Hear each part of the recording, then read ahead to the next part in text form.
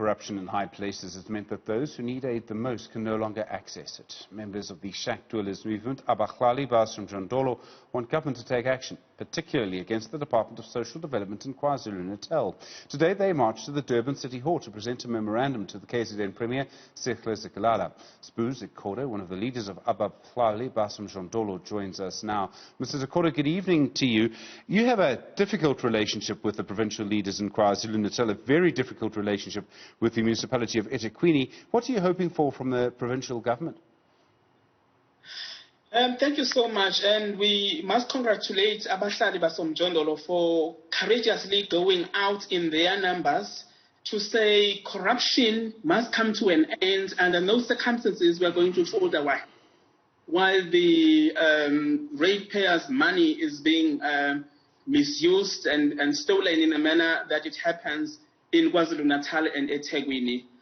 We had no choice because we have a duty and a responsibility we owe to our city, our province, our country and the world that human dignity must be restored. We need a clean government.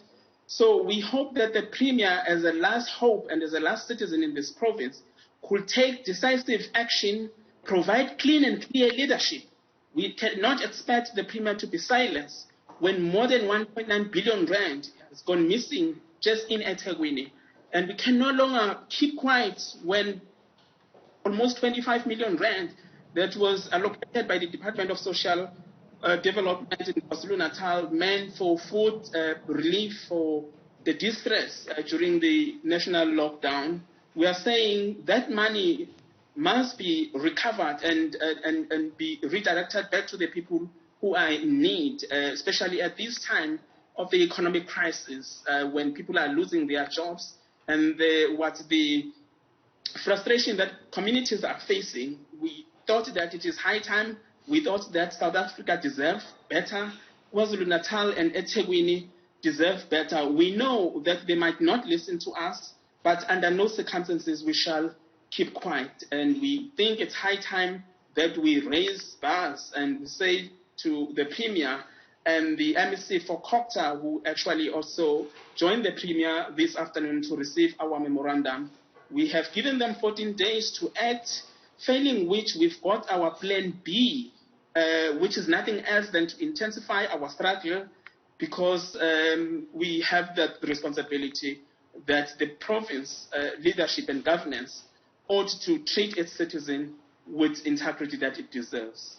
What proof do you have that this money was stolen? Do you know who stole it? Well, it has been widely reported on the media, and we know what is happening within the ruling party. We are pointing fingers to each other. We know that some of the senior leadership is going in and out the courts. There are prosecutions that are going on.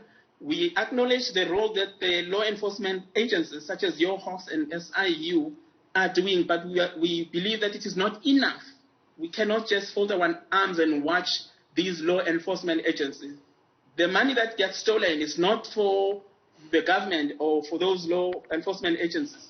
It is our money. It is money that is meant to uplift the communities that are living in deep poverty.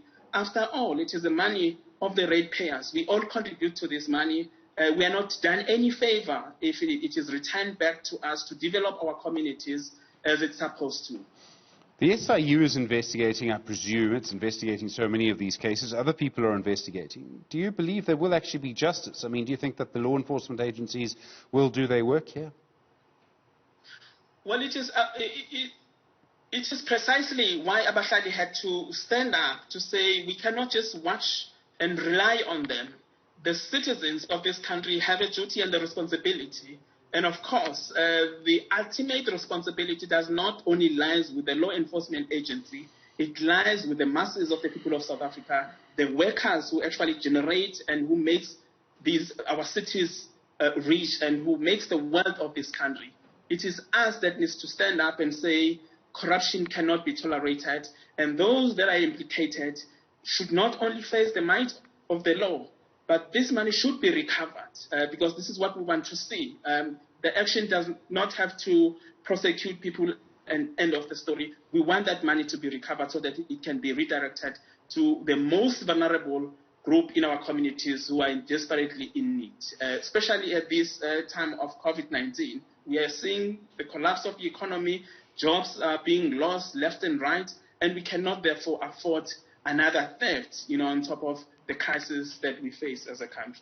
As Abahlali baseMjondolo, you represent Shack Dwellers. You were formed, in fact, 15 years ago today. It's your 15th birthday as your organization. Do you believe that life for people living in shacks, living in informal settlements in South Africa has got worse or better since that time?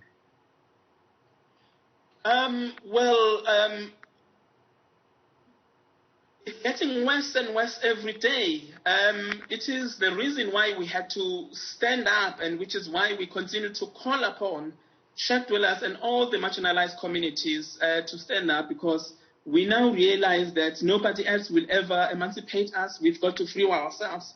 So we should not now rely on the politicians. They have proven to us that they are there to enrich themselves. So it is high time, therefore, that we say to all shack dwellers and all the working class and those that find themselves marginalized, that it is high time that we join forces, we unite, we stand up, because that's the only way we can liberate ourselves. We have to continue building the power of the impoverished from below, so that the demands that we push for today can be realized.